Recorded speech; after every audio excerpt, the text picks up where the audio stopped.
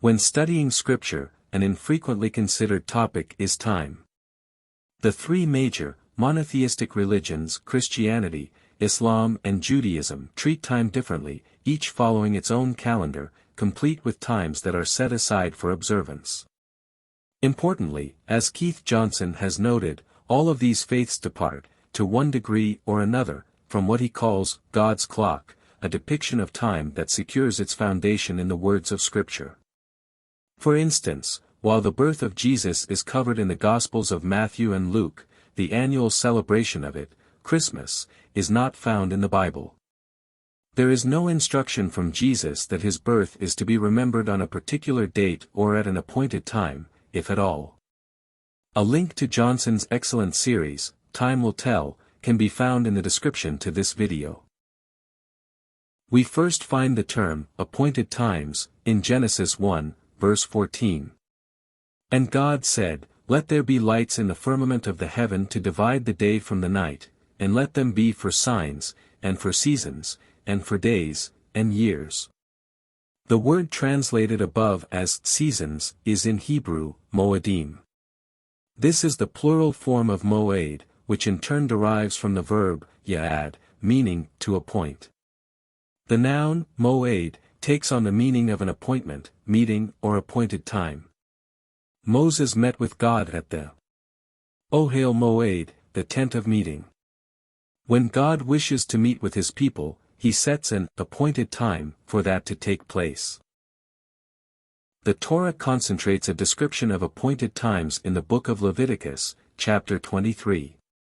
Before launching into a discussion of this passage of Scripture, it may be helpful to explore the essential mechanics of the biblical calendar. The first month on the calendar is mentioned in Exodus 12 verse 2. This month shall be unto you the beginning of months, it shall be the first month of the year to you. The word translated above as month is the Hebrew, kodesh. The root of this word is the verb kadash, meaning that which is new or renews.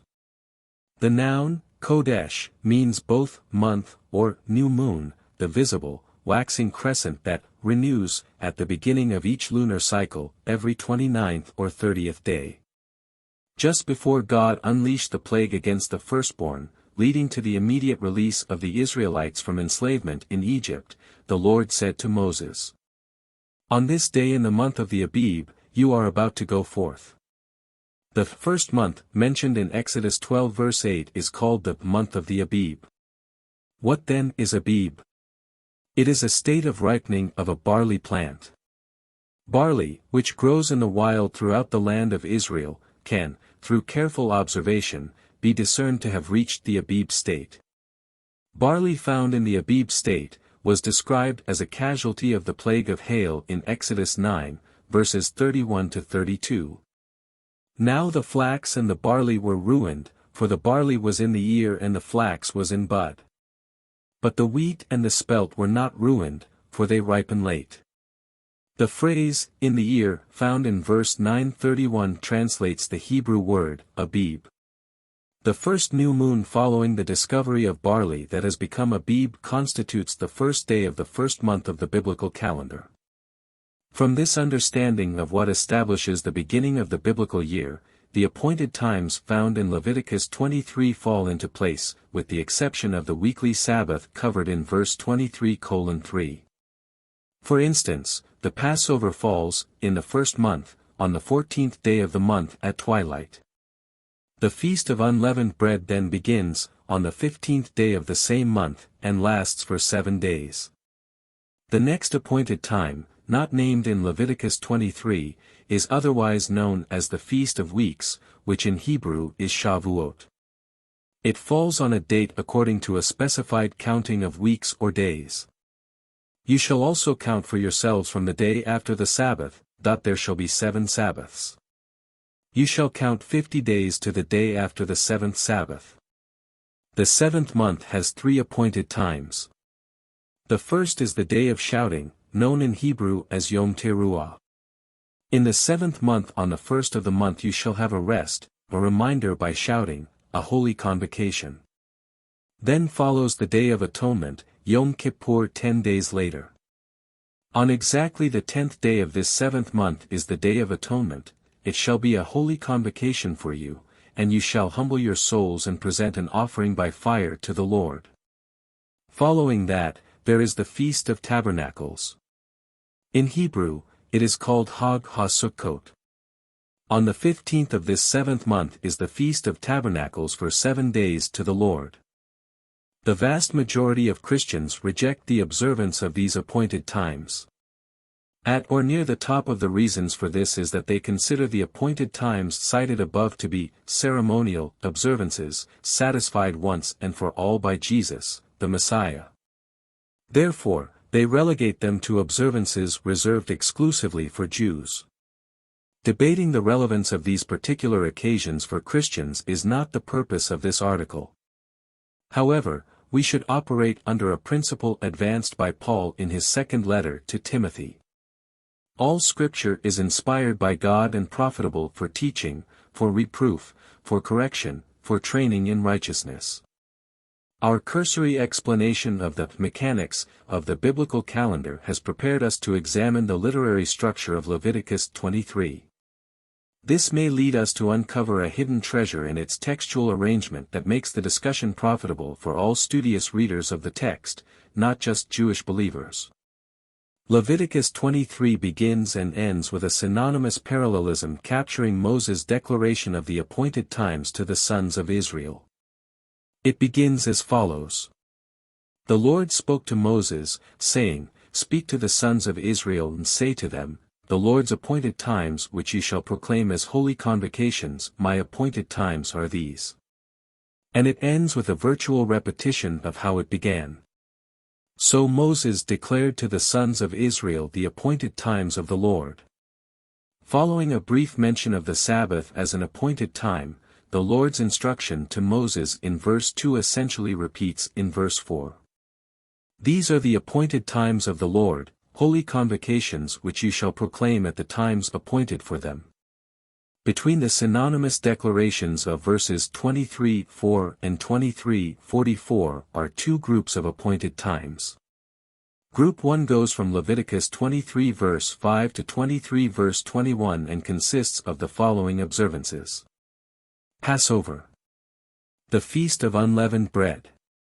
The Feast of Weeks. Group 2 goes from Leviticus 23 verses 23 to 43. The Day of Shouting. The Day of Atonement. The Feast of Tabernacles. Sukkot, that is, the Feast of Tabernacles, is itself a 7-day observance that is considered by many to be appended by an 8th day, known in Hebrew as Shemini Atzeret. The Feast of Weeks and the Feast of Tabernacles share a special parallelism. Both are associated with harvesting.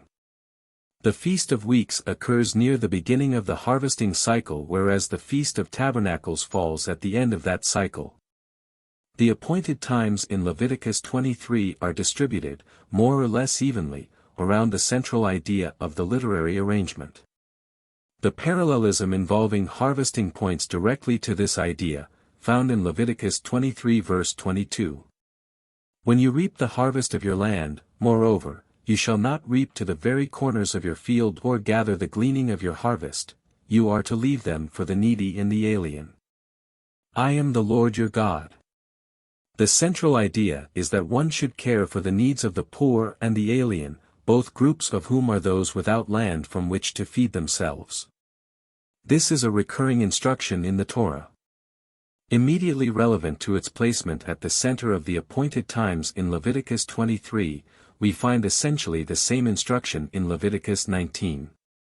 When you reap the harvest of your land, do not reap to the very edges of your field or gather the gleanings of your harvest. Do not go over your vineyard a second time or pick up the grapes that have fallen.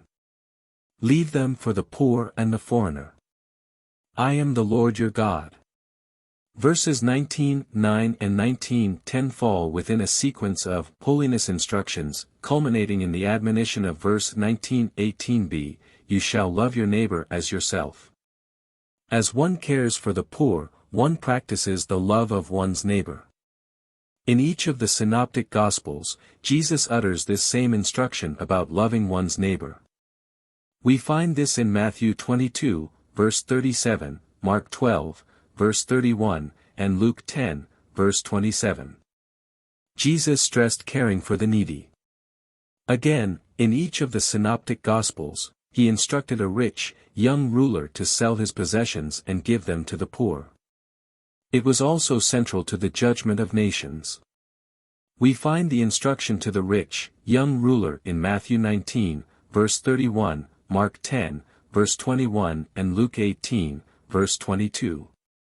The judgment of nations and its connection to caring for the poor is found in Matthew 25, verses 31 to 46. The appointed times, God's Moadim, are important to the Lord. It is on those occasions that he wishes to meet with his people. That notwithstanding, the literary structure of Leviticus 23 points to a more important matter at hand, providing for those who are not able to provide for themselves. Leviticus 23 verse 22, which at first glance seems misplaced in the middle of the appointed times discussion, is revealed by the literary structure of Leviticus chapter 23 to be the central point of the entire discourse at hand. It is not there by accident. And although it is spoken to the sons of Israel, it is a matter that crosses over into the teachings of Jesus. Therefore, it has relevance for Christians, even those who regard the Moadim as purely ceremonial observances.